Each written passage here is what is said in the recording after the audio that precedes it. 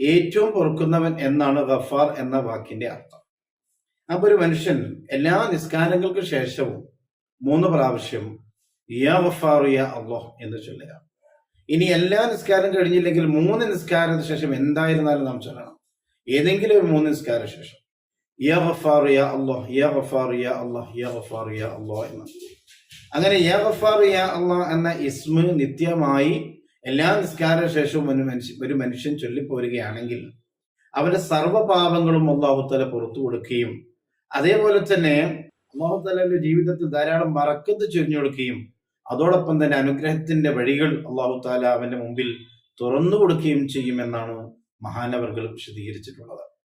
അപ്പൊ നാം നമ്മുടെ ജീവിതത്തിൽ പതിവാക്കേണ്ട ധാരാളം ഇസ്മുകളിൽ പ്രാധാന്യമുള്ള ഒരു ഇസ്മാണ് ഗഫാർ എന്നുള്ളത്.